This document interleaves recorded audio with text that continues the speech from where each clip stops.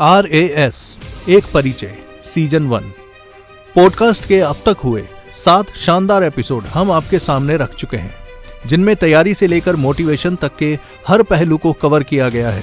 इन podcast sessions को विद्यार्थियों ने बेहद पसंद किया है। आइए अब जरा इन एपिसोड्स की कुछ खास झलकियां देखी जाए। प्री में MCQ क्वेश्चन होते हैं, मल्टीपल चॉइस क्वेश्चन होते हैं, जबकि मेंस में आपके डिस्क्रिप्टिव होते हैं, जिसमें आपको 15-15 वर्ड्स, 50-50 शब्दों में और 100 वर्ड्स के आंसर देने पड़ते हैं। अब पहले अपन बात करते हैं प्री की। प्री में जो MCQ पहले टाइम होता था, जब क्वेश्चंस के 4 विकल्प होते थे और बच्चे को एक उसमें टिक करना होता था, तो समटाइम्स जिसको हम लोग कहते हैं हिट एंड ट्राई, तीर तुक्का, उससे भी राइट हो जाते थे। अब पेपर का MCQ का पैटर्न चेंज हो गया है। जब हम लोगों को पेपर बनाने को कहीं से भी आता है, तो क्लियर इंस्ट्रक्शन होते हैं कि आपको इस एरिया के टाइप के इतने क्वेश्चन, इस टाइप के इतने क्वेश्चन, इस टाइप के इतने क्वेश्चन बनाने। वो टाइप क्या है? जैसे कुछ क्वेश्चन तो MCQ में 4 ऑप्शन हो गए, उसमें एक विकल्प सही होगा। अब क्वेश्चंस आने लगे असर्शंस। असर्शन का मतलब है एक स्टेटमेंट दिया जाएगा, नीचे 4 विकल्प होंगे। पहला स्टेटमेंट राइट है, दूसरा होगा दोनों स्टेटमेंट राइट हैं, तीसरा होगा एक सही है एक गलत है, और चौथा होगा दोनों गलत है। अब जिस बच्चे ने रटकर पढ़ा है, वो तो इस क्वेश्चन को अटेम्प्ट नहीं कर सकता। जब तक उसको कंसेप्ट की क्लैरिटी नहीं होगी, उस प्रत्यय को नहीं समझेगा, तब तक उन प्रश्नों का उत्तर वो नहीं दे सकता। अब असर्शन में अगर कंसेप्ट मुझे क्लियर है, तो मुझे मालूम है कि ये सही है ये गलत है। एक तो असर्शन आने लगे। दूसरा क्वेश्चन अब आने लगे एप्लीकेशन के ऊपर। ये नहीं कि क्वेश्चन पूछ लिया, उसका व्यवहारिक पक्ष क्या होगा उसको, क्योंकि जब हम RS बनते हैं या IS बनते हैं, तो हमें वहां पर एप्लीकेशंस को करना, गवर्नमेंट की पॉलिसीज को। तो हम यहां पर ये देखना चाहते हैं कि बच्चे का एप्लीकेशन क्या है। फॉर एग्जाम्पल मैं कहूं, अगर आप बिहेवियर के पेपर में लर्निंग थ्योरीज को पकड़ो, तो लर्निंग थ्योरीज में थॉर्नडाइक ने एक सिद्धांत दिया, ट्रायल एंड एरर, प्रयत्न व त्रुटि सिद्धांत। प्रयास करते जाओगे, त्रुटियां कम होती जाएंगी। ये तो बेसिक प्रिंसिपल हो गया। अब मैं अगर इसको एप्लीकेशन पर सवाल दूंगा, तो मैं क्या कहूंगा, अगर एक बालक कक्षा में स्पेलिंग मिस्टेक कर रहा है, टीचर अगर उसको बार बार लिखने को कहता है, तो लर्निंग के किस प्रिंसिपल का यूज कर रहा है? अब उस प्रिंसिपल का ही एप्लीकेशन हो गया। अगर ऑफिस में फाइल मेकिंग में एक व्यक्ति गलती कर रहा है और मैं उसको बार बार सुधार का मौका दे रहा हूं, तो मैं लर्निंग के किस प्रिंसिपल को अडॉप्ट कर रहा हूं? Applied knowledge. और अप्लाइड नॉलेज तभी होगी जब बच्चे को कंसेप्ट क्लियर होगा। तो इस प्रकार के सवाल आने लगे। अब सवाल आने लगे match the followings. Match the followings में क्या होगा, इधर 3-4 होते हैं, 4 इधर होते हैं। अब आपको बताना है कि फर्स्ट किसके साथ जाएगा, ये किसके साथ जाएगा। जैसे Rajasthan, for example Rajasthan, Maharashtra, UP। अब ऑप्शन आ गया जयपुर, मुंबई और लखनऊ। अब कैपिटल कौन किसकी है? अब आपको बताना होगा कि राजस्थान के साथ जयपुर आएगा, मुंबई के महाराष्ट्र के साथ मुंबई जाएगा, और उत्तर प्रदेश के साथ लखनऊ जाएगा। ये क्वेश्चन कहलाते हैं मैचिंग। इसी प्रकार क्वेश्चन ट्रू फॉल्स होते हैं। तो अब प्रश्नों का पैटर्न बदल गया है। तो वो बच्चा, अब मेंस पे आप आ जाओ। अगर मेंस की बात करें, तो जैसे मैंने कहा कि आप जानते हैं कि उसको 15 वर्ड्स के क्वेश्चंस आते हैं, फिर 50 वर्ड्स के आते हैं, 5 क्वेश्चन 50 के होते हैं, 15 के 2 क्वेश्चंस होते हैं, और 100 के वर्ड्स के 10 नंबर के उसके पास प्रश्न होते हैं। तो सर, सबसे बड़ा प्रश्न जो स्टूडेंट्स के मन में रहता है, सर बहुत सारे न्यूज़पेपर्स हैं, हिंदी में भी हैं, इंग्लिश में भी हैं, तो एग्जाम के अगर नज़रिए से कोई विद्यार्थी देखे, तो उसे कौन से न्यूज़पेपर को फॉलो करना चाहिए, कौन से न्यूज़पेपर को डेली बेसिस पे, जैसा कि आपने कहा, पढ़ते रहना चाहिए? बहुत अच्छा सवाल है। जैसे मार्केट में हम किसी सिलेबस को देखते हैं, तो एक टॉपिक पर अनेक किताबें हैं, तो हम किस किताब को पढ़ें? बिल्कुल। कौन सी स्टैंडर्ड बुक है, किससे हमें फायदा मिलेगा, ये बड़ा इंपॉर्टेंट सवाल है। इसी प्रकार अखबार कौन सा पढ़ें, तो मैं तो ये मानता हूं कि कोई भी अखबार पढ़ो, आप एक अखबार कोई सेलेक्ट कर लो और नियमित उस अखबार को पढ़ना शुरू करो। लेकिन क्योंकि हम राजस्थान की तैयारी कर रहे हैं, RAS की, हमें राजस्थान के बारे में ज्यादा सोचना पता होनी चाहिए। तो जो हमारे राजस्थान के हिंदी के अखबार हैं, जैसे राजस्थान पत्रिका, दैनिक भास्कर, दैनिक नवज्योति, इस प्रकार जितने भी हमारे राजस्थान के अखबार हैं, उनमें से कोई एक सेलेक्ट करें, ज्यादा पढ़ें, तो बहुत बढ़िया, मैं तो कहूँगा सारी पढ़ लें तो सोने पे सुहागा। लेकिन अगर बच्चे को टाइम नहीं मिलता तो कम से कम एक अखबार को पढ़े। अब जैसे अंग्रेजी में आ जाए, इंग्लिश के अंदर स्टैंडर्ड अखबार कौन से हैं? जैसे Indian Express ji, Hindustan Times, the Hindu ji, the Tribune, इस प्रकार का कोई भी अखबार आप पढ़ लें और उससे आपको जो बेनिफिट मिलेगा। और मैं तो बच्चों को यह भी सजेस्ट करूंगा कि अगर इंग्लिश मीडियम के हमारे बच्चे होते हैं, वो कई बार कहते हैं सर हमें अंग्रेजी की किताब नहीं मिल रही, अखबार नहीं मिल रहा, तो नहीं मिल रहा तो हिंदी की पढ़ो। हिंदी की पढ़ने के बाद ज्ञान तो वही मिलना है, लेकिन फिर भी कोई अखबार एक पकड़े। लेकिन राजस्थान के जैसे मैंने आपको बताया 3-4 अखबार जो सबसे हमारे प्रचलित अखबार हैं, इनमें से पढ़ना चाहिए। और अंग्रेजी के लिए जो मैंने अखबार बताए ये इजीली मार्केट में भी मिलते हैं, बिल्कुल। इनमें से कोई अखबार फॉलो कर। सर एक बर्निंग क्वेश्चन है जो स्टूडेंट्स अलग अलग समय पर पूछते रहते हैं, उनकी क्वेरीज आती रहती है, वो ये है कि न्यूज़पेपर पढ़ना शुरू तो कर देते हैं, लेकिन रेगुलरिटी यानी कि नियमित रूप से एक अखबार को, जो इस परीक्षा की तैयारी का समय है 15 से 18 महीने, डेली बेसिस पे, क्योंकि सर अखबार साल में 2 या 4 दिन ही है जब नेशनल हॉलीडेज होते हैं, जब अखबार नहीं आता है, तो ये एक ऐसी चीज़ है जैसा कि आपने कहा डेली पढ़ना ही है। तो स्टूडेंट्स की सर रेगुलरिटी नहीं रह पाती है, कभी 2 दिन का ब्रेक आ जाता है, कभी किसी काम से बाहर चले जाते हैं, कोई त्योहार आ जाता है, कहीं किसी और जगह चले गए, तो उस रेगुलरिटी को कैसे मेंटेन करें और जो एक काम बार बार करने से जो बोरियत आता है, जो बोर्डम होती है, उससे कैसे स्टूडेंट्स जो है वो निपटे। देखिए मैं तो ये मानता हूं कि अखबार बोर्डम दूर करने का सबसे बड़ा साधन है। बिल्कुल, जब आदमी लगातार पढ़ता है तो थकता भी है जी, और थकते समय हम अपने अखबार को देखें। अब मैं आपको बताऊं, आपने कहा कि बच्चा 2 दिन बाहर चला गया, 3 दिन बाहर चला गया, अखबार छूट गया, ये आपकी आदत के ऊपर है। आप अपनी हैबिट को स्ट्रांग बनाएं। अखबार तो घर में आता है, अगर उस घर के अपने घर के अखबार में 2-3 दिन का अखबार तो पड़ा हुआ है, अगर वो 2-3 दिन का अखबार तो फेंका नहीं गया, अगर मेरे अंदर एक बार पढ़ने का आदत बन जाएगा, मैं तो कहता हूं एक प्रकार का इन्फेक्शन संक्रमण है। एक बार बच्चा पढ़ना शुरू कर दे, फिर देखिए कितना आनंद होता है। तो जिस दिन वो नहीं है उस दिन वो क्या करे कि अपने अखबार को स्टोर करके रखे और उसके बाद आकर पढ़े। मैं आपको अपना उदाहरण दूं, अब प्रतीक जी मुझे तो इस एज में कोई परीक्षा देनी नहीं है जी, अगर मैं 5-7 दिन के लिए जोधपुर से बाहर हूं तो मेरे परिवार वाले 7 दिन का अखबार मेरे स्टडी टेबल पर लगा के रखते हैं डेट वाइज, और उनको पता है आते ही मैं पहले अखबार देखूंगा 7 दिन पुराना भी, क्योंकि लोकल सूचनाएं या क्या आई वो मुझे कौन बताएगा, मुझे अखबार ही तो बताएगा। बिल्कुल। तो अखबार पढ़ने का अगर एक बार आदत पड़ गई, जैसे कई बार पढ़ने में मन नहीं लगता, कई बार अपने को काम करने को मन नहीं करता, लेकिन एक काम करने के बाद जब फ्रूट सामने मिलने लगते हैं, जब परिणाम सामने दिखने लगते हैं, तो आदमी को अपने आप ये आदत डेवलप होती है। खाना खाने की आदत किसने डाली? शारीरिक ने मांगे, शारीरिक मांग रहा है, आवश्यकता है, तो ब्रेन भी आवश्यकता को मांग रहे हैं। बच्चे मेरे कहने पर 7-10 दिन रेगुलर पढ़ना शुरू कर दें, मेरा दावा है कि 11वें दिन से अखबार के बिना रह ही नहीं पाएंगे। राजस्थान के सब्जेक्ट्स की बात की जाए, राजस्थान का इतिहास, कला संस्कृति, भूगोल, राज व्यवस्था, उनके लिए सर कौन से ऑथेंटिक सोर्स को रेफर करना चाहिए? देखिए राजस्थान के लिए मैं 2 सोर्स आपको बताऊंगा जो मेरे हिसाब से बेस्ट हैं।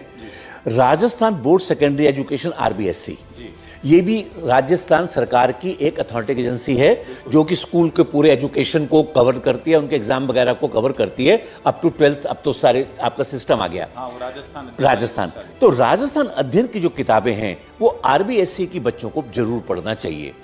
इसके अतिरिक्त राजस्थान हिंदी ग्रंथ अकादमी है। राजस्थान हिंदी ग्रंथ अकादमी क्या करता है, वो भी NCERT की तरीके से विश्वविद्यालय के प्रोफेसर या स्कूल के सीनियर टीचर से किताब लिखने को कहता है, और वो किताब राजस्थान हिंदी ग्रंथ अकादमी के अंतर्गत पब्लिश होती हैं।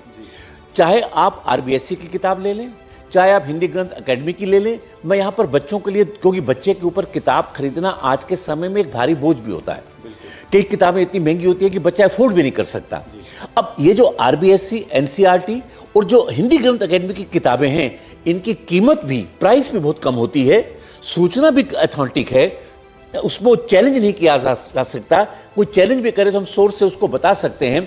इसलिए राजस्थान के लिए मैं 2 सोर्स रेकमेंड करूंगा, RBSC की किताबें और हिंदी ग्रंथ अकादमी की किताबें। तो जैसा कि सर ने कहा कि अगर कभी किसी क्वेश्चन पे आपको ऑब्जेक्शन रेज करना है जो पेपर में आ गया है, और आप उसके साथ अगर कोई प्रूफ अटैच करना चाहते हैं न्यायपालिका में या न्यायालय में, तो राजस्थान अध्ययन की किताबें, हिंदी ग्रंथ अकादमी की किताबें और NCERT की किताबों से बेहतर कोई सोर्स नहीं है जिसे कोर्ट रिजेक्ट नहीं कर सकते। मैं बताऊं प्रदीप जी, मेरे पास बहुत से बच्चों के एक्चुअल आते हैं कि सर ये क्वेश्चन है, चैलेंजेबल है, अब मैं क्योंकि व्यवहार विज्ञान का प्रतियोगी परीक्षाओं से आपके जुड़ा हुआ हूं, तो वो बच्चा पूछता है कि सर हमें कोर्ट में जाना कौन सी किताब दें, तो मैं उनको ये रिकमेंड करता हूं कि अगर आपके पास इन अथॉन्टिक किताब का सोर्स हो तब तो कोर्ट में जाकर उनको लगाना, लेकिन अगर आपके पास ऐसी किताब का सोर्स है जिनकी क्रेडिबिलिटी नहीं है तो कोर्ट उसको ना मानेगा ना उसकी मान्यता होगी, केवल उसमें समय और पैसे की खराबी होगी। तो इन किताबों को पढ़ेंगे तो माननीय न्यायालय में भी उनकी आवाज सुनाई देगी और इवन उनका रिप्रेजेंटेशन जो जाता है पब्लिक सर्विस कमीशन में, पब्लिक सर्विस कमीशन इसके लिए ऐसा नहीं है कि ध्यान नहीं रखते, अगर बच्चे का कोई ऑब्जेक्शन है तो वो फिर विशेषज्ञों की एक मीटिंग बुलाते हैं और उनको कहते हैं कि साहब आप किताब लेके बताइए कि बच्चे का ऑब्जेक्शन सही है कि नहीं, और उस समय विशेषज्ञ जब हम लोग जाते हैं तो क्या इन्हीं किताबों का सहारा लेते हैं। तो इन किताबों को बच्चा पढ़ेगा तो निश्चित रूप से उसके पास एक अथॉन्टिक, रिलायबल, विश्वसनीय सूचनाएं मिलेगी। रिवीजन जो होता है और सिलेबस में जो आपने पढ़ लिया है, जो आपने कवर कर लिया है, काफ़ी सारे स्टूडेंट्स हैं जो पढ़ते हैं भूल जाते हैं, कुछ नया पढ़ा पिछला भूल गए। तो सर रिवीजन की क्या स्ट्रेटेजी रहनी चाहिए, स्टूडेंट्स क्या फॉलो करें, ऐसा कोई फॉर्मूला, ऐसा कोई तरीका जिसके ऊपर वो उसको अप्लाई करके और लंबे समय तक टॉपिक्स को याद रख सकें? सर अभी आपने एक लाइन कही कि civil services is considered to be a marathon not a sprint. Sir पर अपने पिछले 2-3 एग्जाम्स में, वो यूपीएससी भी हो सकता है, वो किसी और स्टेट का पीसीएस एग्जाम भी हो सकता है और आरएस का एग्जाम भी हो सकता है। सर पिछले 3-4 एग्जाम्स में पास होने वाले, कट ऑफ क्लियर करने वाले फर्स्ट टाइमर्स बढ़ते जा रहे हैं। बिल्कुल, मतलब वो जिनको पहली बार या दूसरी बार ही एग्जाम देने का एक्सपीरियंस हुआ है और उन्होंने पहली बार में क्रैक कर लिया, जी उनका percent. It is all about strategy sir, और वो स्ट्रैटेजी सिलेबस की भी है, वो रिवीजन की भी है, और वो जो उसके बाद में टेस्ट सीरीज़ और भी जो तमाम चीज़ें इस दौरान प्रिपरेशन के दौरान आपको फॉलो करनी पड़ती है। तो मुझे लगता है सर क्योंकि ना हर साल आप पेपर के पैटर्न में एक परिवर्तन देखते हैं जी, तो नो डाउट आपको अच्छे टीचर्स या अच्छे मेंटोर्स तो चाहिए, पर ultimately what will help you to the most extent is your own will power, और आप कैसे चीज़ों को स्ट्रेटेजाइज करते हैं। तो सर रिवीजन की अगर बात करते हैं तो मतलब वैसे तो आपका कुछ भी पढ़ा हुआ आप कभी भी रिवाइज कर सकते हैं, बट आम तौर पे मेरी जितनी भी बार बात हुई है, एक सर यूपीपीसीएस में हमारा एक स्टूडेंट हुआ करता था सर, उसका नाम था इरफान। उसने मुझे एक बहुत अच्छी लाइन बोली थी सर कि मैं स्ट्रेटजी फॉलो करता हूँ 1, 3, 7 एंड 30। जी, आज जो पढ़ा रात को आधे घंटे में रिवाइज किया, एक दिन में रिवीजन, 3 दिन बाद जो 3 दिन में पढ़ा उसका रिवीजन, 1, 3 फिर 7, जो 7 दिन एक हफ्ते पढ़ा उसका वीकेंड पे एक बार फिर से रिवीजन, और 30 यानी एक महीने जो पढ़ा उसका भी एक बार फिर से रिवीजन। तो 1, 3, 7, 30 एक tried and tested strategy of revision है जो कि स्टूडेंट्स फॉलो करते हैं और उनसे उनको सक्सेस मिलती है। बट यहाँ पे मैं आपकी बात ज़रूर काटूंगा सर कि ये सोच पाना कि आरएस पहली बार में क्लियर नहीं होता और हमेशा लंबी रेस का घोड़ा बनना पड़ता है, कई बार ऐसा नहीं होता है। अगर आपकी प्लानिंग अच्छी है जी, जो कि अब वो प्लानिंग भी ऐसी है सर कि अगर मैं आज से पढ़ाई स्टार्ट कर रहा हूँ तो बीती रात तक मेरी स्ट्रेटजी डिसाइड हो जानी चाहिए। मेरे रिसोर्सेज, चाहे वो कोचिंग इंस्टीट्यूट या टीचर्स हों, चाहे वो किताबें हों, रेफरेंस बुक्स हों, गाइड का ज़माना तो जा चुका है सर, आजकल कांस्टेबल का एग्ज़ाम भी गाइड से क्लियर नहीं होता, तो मैं आरएस में गाइड की तो बात करूंगा ही नहीं। तो चाहे वो रेफरेंस बुक्स हों अच्छी, चाहे वो कोचिंग इंस्टीट्यूट्स हों, चाहे आप टेस्ट सीरीज़ कौन सी ज्वाइन करने वाले हैं, कब करने वाले हैं, ये पूरी strategy day 1 of your preparation जब स्टार्ट आप करते हैं उससे पहले आप डिसाइड कर लें और फिर उसी पथ पे लगातार चलते रहें। वो चांदनी चौक टू चाइना का वो डायलॉग था ना सर कि आपके उन 1000 जो मूव्स हैं जिनको आपने एक बार प्रैक्टिस किया है, मुझे उनसे खतरा नहीं है, मुझे आपके उस एक मूव से खतरा है जो आपने 1000 बार प्रैक्टिस किया है। बिल्कुल।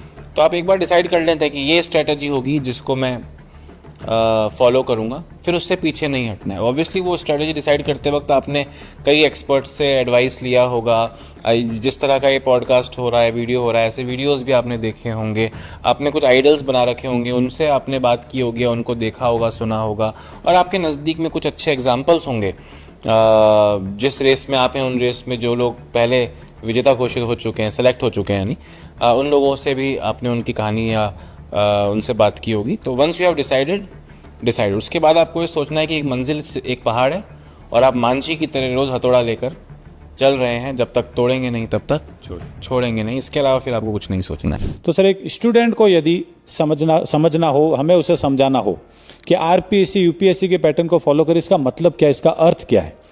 सर मैं स्टूडेंट और टीचर्स से हट करके और मैं सबसे पहले सरकार की तरफ अपना ध्यान आकर्षित करना चाहूँगा। ठीक है। प्रत्येक सरकार चाहती है कि उसके राज्य से अधिक लोग जो है आईएएस बने, सिविल सेवा में चयनित हो। जी। ये तभी हो पाएगा जब किसी राज्य का प्रशासनिक सेवा का सिलेबस और यूपीएससी का सिलेबस मिलता जुलता हो। अगर इन दोनों सिलेबस में डिफरेंस होगा तो सर वो केवल अगर राज्य की कर रहा है तो स्टेट की कर पाएगा, और अगर वो यूपीएससी कर रहा है तो यूपीएससी कर पाएगा।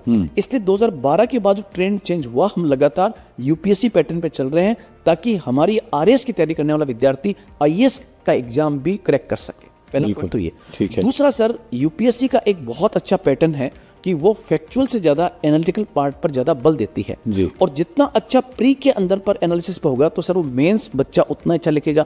इसलिए आप देखोगे 16, 18, 23 में लगातार जो है फैक्चुअल के साथ साथ में एनालिसिस वाले क्वेश्चन आ रहे हैं। अभी तक वन लाइनर क्वेश्चन हुआ करते थे, लेकिन अब आरपीएससी जो है इस प्रकार के प्रश्न पूछ रही है कि एक ही क्वेश्चन के अंदर फैक्ट भी नजर आएगा सर, और उसी के अंदर आपको जो है वो कॉन्सेप्ट नजर आएगा। पहले विद्यार्थी करके जाते थे कि करो या मरो किस नारा किस में दिया गया था, भारत छोड़ो आंदोलन में, लेकिन अभी लेटेस्ट एक क्वेश्चन पूछा गया कि करो या मरो नारे के साथ साथ 3 पॉइंट और दे दिए गए कि इनमें से कौन सा इससे सही है। इससे आप समझ सकते हो सर कि उसमें फैक्चुअल के साथ साथ में कॉन्सेप्ट पर बहुत अधिक बल दिया जा रहा है। और मेंस में भी आप देखोगे सर तो 2024 का जो मेंस का एग्जाम हुआ है उसमें गांधी जी के सिद्धांतों के साथ साथ 3 दशकों को जोड़ते हुए उसकी रेलेवेंसी पूछी गई है। तो कहीं ना कहीं अपना पैटर्न निश्चित रूप से आरपीएससी बदल रही है, और बदलना भी चाहिए, क्योंकि सर इससे फायदा फाइनली पढ़ने वाले विद्यार्थियों को। आप इस एग्जाम के चेंजिंग ट्रेंड को देखते हुए किस तरह से अपनी तैयारी को प्लान करते, कैसे आपकी सर रणनीति रहती कि आप एक ही बार में एग्जाम को प्री मेंस इंटरव्यू क्रैक करके और एक अच्छी रैंक हासिल कर पाए? सर मैं तो चाहे मैं बैठूं, चाहे मेरा विद्यार्थी बैठे, चाहे मैं विद्यार्थी बन के बैठूं, जी, सबसे पहले तो मेरा सूत्र तो वही रहेगा सर, SPR का। जी। सबसे पहले मैं सिलेबस को देखूंगा, एग्जैक्टली आरएस का सिलेबस क्या है, नंबर 1। नंबर 2 जो है ये ट्रेंडिंग देखूंगा कि प्री में कहां से क्वेश्चन आ रहे हैं। जी। और ये पिछले 5 साल का ट्रेंड बता रहा है सर कि जिस विद्यार्थी ने राजस्थान के सब्जेक्ट्स को बहुत अच्छे से कर लिया, Rajasthan history, art and culture, Rajasthan की ज्योग्राफी, राजस्थान की इकोनॉमी, राजस्थान की पॉलिटी और राजस्थान सरकार करंट इसमें योजनाएं शामिल हो, अगर ये 5 पार्ट कर लिए तो 55 से लेकर 60% तो उसने ग्रिप में ले लिया सर। बिल्कुल। तो पहली रणनीति तो मेरी रहेगी कि राजस्थान के टॉपिक्स को मैं बहुत अच्छे से करूं। दूसरा, मैं साइंस बैकग्राउंड से अगर हूं सर तो मैं मैथ्स रीजनिंग को बहुत अच्छे से करूंगा, क्योंकि maths reasoning plus current issues और कोई 2 सब्जेक्ट पकड़ लिए तो प्री मैं किसी भी हालत में नहीं छोड़ूंगा सर। जी। एक सर कभी भी ये नहीं सोचना चाहिए कि मैं प्री में 100% करके आऊंगा, बल्कि ये होना चाहिए कि मैं प्री में मेरा प्री किसी भी हालत में मेरा प्री क्वालिफाई होना चाहिए, ये वाला। सर दूसरी मेरी रणनीति रहेगी कि मैं ये देखूं कि प्री और मेंस जो है उसमें कौन से टॉपिक कॉमन है, उन कॉमन टॉपिक में से मैं साथ साथ में आंसर राइटिंग शुरू कर दूं, क्योंकि सर आंसर राइटिंग एक दिन में नहीं होगी। मैं 15-50 शब्दों की प्रैक्टिस जो है वो साथ साथ में कर दूंगा। तीसरा सर, उत्कर्ष जैसे संस्थान ने आरएस के मॉक अभी से स्टार्ट कर दिए हैं, तो मॉक की घबराहट वहां से खत्म हो सकती है। जी। तो प्री, मेंस और इंटरव्यू ये सर कोई अलग अलग प्रोसेस नहीं, एक ही प्रक्रिया का पार्ट है। जितना फैक्चुअल अच्छा होगा, जितना कॉन्सेप्ट अच्छा होगा, जितना एनालिसिस अच्छा होगा, उसका इंटरव्यू जो है वो ऑटोमेटिकली अपने आप ही उसमें तैयार हो रहा है। जी। और साथ ही साथ सर मैं करंट इश्यूज के लिए हमेशा ध्यान रखूंगा कि एक अखबार में सबसे पहले वो खबरें पढूं जहां से एग्जाम में क्वेश्चन बनने की संभावना है, वो खबरें नहीं पढूं जहां से एग्जाम में नहीं आएगा सर। विद्यार्थी वो पढ़ता है जैसे कहीं चोरी हो गई, कहीं पर कोई मर्डर हो गया, उनको बड़े चाव से पढ़ता है, यानी कि सेंसेशनल न्यूज़ ज़्यादा पढ़ी जाती है, वो एग्जाम में आती नहीं है। वो इकोनॉमिक्स से रिलेटेड खबरों को देखता तक नहीं है सर, उस पेपर को पलट देता है वो। जी। इसलिए उसको इकोनॉमिक्स हमेशा हार्ड लगती है। अगर वो डे फर्स्ट से उसने इकोनॉमिक्स वाले पेज में रुचि कर दी, डे फर्स्ट से उसने स्पोर्ट्स में अगर क्रिकेट के अलावा अन्य स्पोर्ट्स में रुचि रखी, तो वो पार्ट उसका स्वतः ही तैयार होते जाएगा सर। बिल्कुल। मैं अपनी दीवार पे सर सिलेबस को चिपका दूंगा और सिलेबस का डेली अपनी सिलेबस को अपनी गीता मान करके उसका अध्ययन करूंगा, तो मुझे दुनिया की कोई ताकत रोक नहीं पाएगी सर। बिल्कुल। तो यानी एक विद्यार्थी जीवन की बात करें, स्टूडेंट लाइफ की, तो सर स्टूडेंट लाइफ में तनाव या स्ट्रेस का सबसे बड़ा कारण या क्या कारण हो सकते हैं कि एक स्टूडेंट जो कि एक बहुत यंग एज में है, वो भी बहुत ज्यादा तनाव में आ जाता है? देखिए, अगर मैं तनाव की बात करूं तो तनाव को समझने के लिए मैं इसको कहता हूं कि तनाव संपूर्णता में समझना चाहिए। और संपूर्णता का मतलब है तनाव का कारण जैविक बायोलॉजिकल हो सकता है, इसका कारण मनोवैज्ञानिक साइकोलॉजिकल हो सकता है, इसका कारण सामाजिक सोशल हो सकता है। बीमारी का पता चले, एक्यूट स्टेज है, लास्ट स्टेज है, स्ट्रेस में आ जाते हैं। बिल्कुल। गिल्ट की फीलिंग हो, इंफीरियरिटी आए, साइकोलॉजिकल, हम तनाव में आ जाते हैं। शादी ब्याह में सोशल इवल्स हैं, हम नहीं पूरा कर पाए, तनाव में आ जाते हैं। लेकिन विद्यार्थी जीवन में जो तनाव आता है वो क्या है, उसको समझना बच्चों के लिए जरूरी है जी। विद्यार्थी जीवन में जब आदमी 11th 12th पास करता है तो सबसे पहले उसके लिए प्रॉब्लम होता है कि मैं अपने जीवन में कैरियर क्या चुनूं जी। और वो कैरियर की जो चॉइस है, व्यवसाय की जो चॉइस है, वो उसके अंदर एक तनाव का कारण बन जाती है। फिर उस चॉइस तो ले ली, अब उसके लिए मैं अपनी तैयारी कहां से करूं? तैयारी के बाद मेरा सफलता मिलेगी कि नहीं मिलेगी? मैं पढ़ रहा हूं, मेरे अभिभावकों के, मेरे माता पिता के पैसे भी लगते हैं, रिसोर्स भी लगते हैं, मैं कोचिंग में भी जा रहा हूं, मेरे मार्क्स क्या आएंगे, मुझे कैसे पढ़ना चाहिए, मुझे क्या करना चाहिए? विद्यार्थी जीवन में जो सबसे बड़ा आता है वो अपने कैरियर के प्रति उनके अंदर आता है और अपने पढ़ाई से संबंधित समस्याओं के प्रति आता है। क्योंकि जीवन की जो बाकी समस्याएं हैं वो तो फिर बाद में शुरू होती है, जब आप लाइफ में मैरिड हो जाते हो, फिर परिवार की प्रॉब्लम, फिर समाज, वो बाद में आती है। लेकिन विद्यार्थियों के लिए सबसे बड़ा होता है कैरियर ऑप्शन, अपनी पढ़ाई का प्रबंधन किस प्रकार करें, और एक आशंका कि मेरा क्या होगा, मेरा होगा कि नहीं होगा। ये प्रॉब्लम मेन होती है जो बच्चों के अंदर तनाव को पैदा करती है। तो सर, जैसे स्टूडेंट्स, बिल्कुल सर वर्किंग स्टूडेंट्स जो होंगे वो एक पर्टिकुलर एज से ऊपर होंगे, बिल्कुल ठीक है। सर उनके ऊपर फैमिली का रेस्पॉन्सिबिलिटी भी है, बिल्कुल। पारिवारिक जिम्मेदारियां भी हैं, साथ साथ वो इंस्पायर्ड भी हैं, वो आरएस जैसे एग्जाम्स की तैयारी करके एक पर्टिकुलर लेवल भी अचीव करना चाहते हैं। तो सर उनके पास कंपेरेटिवली, तुलनात्मक रूप से कम समय रहता है। बिल्कुल सही। तो सर वो प्रोफेशनल जो काम है उसको तो कम कर नहीं सकते हैं, वो तो फिक्स शेड्यूल वो है। तो उनकी जॉब है, सो करनी है। तो सर पढ़ाई का समय वो कब निकाले, कैसे मैनेज करें, किस तरह से वो जो अवेलेबल टाइम है उनके पास उसका बेस्ट यूटिलाइजेशन कर सकते हैं?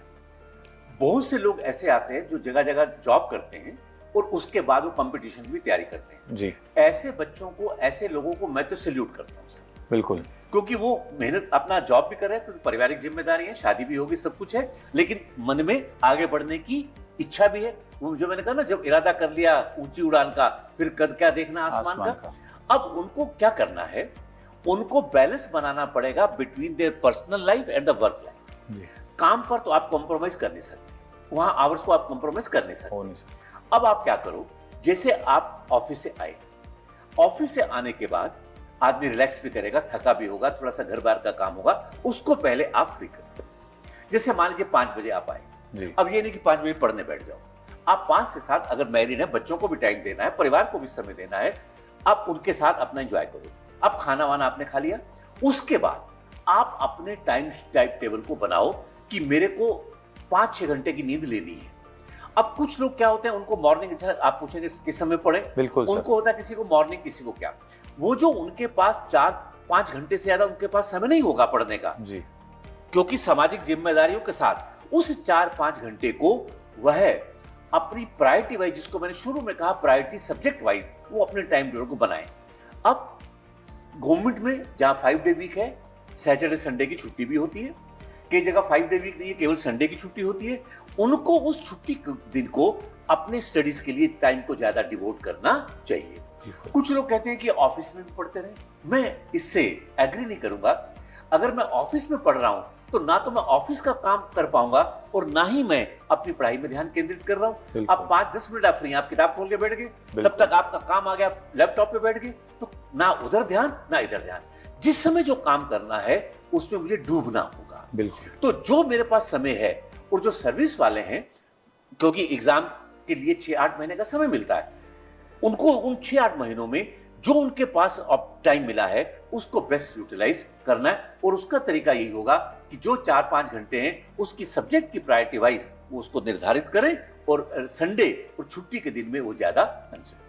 सर मैं इसमें एक लाइन ऐड करना चाहूंगा कि अक्सर हमने देखा है कि जो वर्किंग लोग हैं उनका सक्सेस रेट भी ज्यादा रहता है। डेफिनेटली, जैसा कि आपने कहा कि वो लोग हाईली मोटिवेटेड रहते हैं और वो अपने टाइम को बेस्ट यूटिलाइज कर लेते हैं। में बोला कि आज का हमारा पॉडकास्ट का जो मेन टाइटल है, सब्जेक्ट है, वो है प्री एग्जाम और उससे जुड़ा एलिमिनेशन मेथड, जो कि मेरा पर्सनल इंटरेस्ट है। जो एक दिवसीय परीक्षाएं होती है, वनडे एग्जाम होती है, उसमें तो टीचर्स उसके बारे में बहुत बात करते हैं जी। But I have rarely seen the teachers of RAS और civil services talking about elimination method, बिल्कुल, है ना। तो उसका RS प्री एग्ज़ाम में क्या महत्व है जब स्टूडेंट जा रहा होता है? मतलब ये है तो सर एक, मतलब this is not just a method, ये ऐसा नहीं है कि आप बैठे बैठे कुछ सोच सकते हैं, उसको भी प्रैक्टिस चाहिए। बिल्कुल। एलिमिनेशन भी तुक्का नहीं है, elimination method is something very different और बहुत डिटेल्ड चीज़ होती है, एनालिसिस और रिसर्च करके बच्चे को जाना होता है। तो इस पर आप क्या टिप देंगे स्टूडेंट को, कैसे किया जाए, और नहीं किया जाए तो क्यों नहीं किया जाए? सर, अगर एलिमिनेशन मेथड जिसकी आप बात कर रहे हैं उसको एक सेंटेंस में बताया जाए तो वो होता है मेथड इन मैडनेस। यानी कि आप कुछ अलग कर रहे हैं लेकिन उसके पीछे भी कोई मेथडोलॉजी है, कोई प्रोसेस है जो आपने रेगुलर प्रैक्टिस किया है मॉक टेस्ट देके जी। और हिट एंड ट्रायल के बाद आप एक कंक्लूजन पे पहुंचते हैं और आपका एक्यूरेसी लेवल जो है बेसिकली वो एग्जाम में इंक्रीज करने का ही प्रोसेस है जिसको अपन एलिमिनेशन मेथड कहते हैं।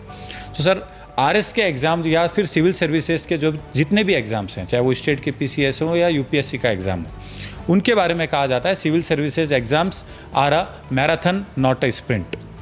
यानी कि आपको लंबा दौड़ना होता है, आपको लगभग 1.5 से 2 साल का 100 मीटर की रेस नहीं है। बिल्कुल, ये कम से कम 1.5 से 2 साल का टाइम पीरियड किसी भी स्टूडेंट को देना ही पड़ता है। सर, ये जब आप 1.5 से 2 साल कॉन्टीन्यूस रेगुलरली प्रैक्टिस करते हैं, पढ़ते हैं, तब जाके आप एक मेथड निकाल पाते हैं जिसे अपन एलिमिनेशन मेथड कहते हैं। सर, अगर इसको शॉर्ट में बताया जाए एलिमिनेशन मेथड को, तो प्रीलिम्स के पेपर में आप बहुत अच्छी तैयारी के साथ भी अगर पहुंच रहे हैं, कोई स्टूडेंट है जिसने पूरे साल 1.5 साल बहुत सिंसियरली RS का प्रिपरेशन किया है, तो वो भी आउट ऑफ 150 क्वेश्चंस 150 में से 60-70 से ज़्यादा सवाल पहली बार में नहीं कर पाएगा। और उसमें भी 20 क्वेश्चन मैथ्स और रीजनिंग के हैं।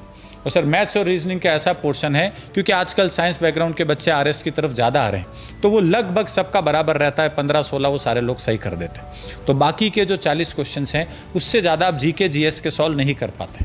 तो रिमेनिंग जो पोर्शन रह गया 80 to 90 क्वेश्चंस, उसमें से आपको एटलीस्ट 40-50 क्वेश्चंस में रिस्क लेके आना पड़ता है, बिकॉज ये एग्ज़ाम रिस्क को रिवॉर्ड करता है। और किस तरह से आप रिस्क लेंगे?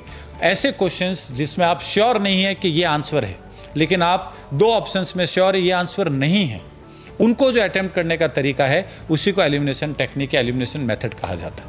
RAS की तैयारी कर रहे अभ्यर्थियों के लिए ये पॉडकास्ट निश्चित रूप से मील का पत्थर साबित होंगे। अगर आपने अभी तक ये एपिसोड नहीं देखे हैं तो अभी RAS उत्कर्ष YouTube चैनल पर जाकर RAS एक परिचय सीजन 1 पॉडकास्ट सेशंस को जरूर देखें। धन्यवाद।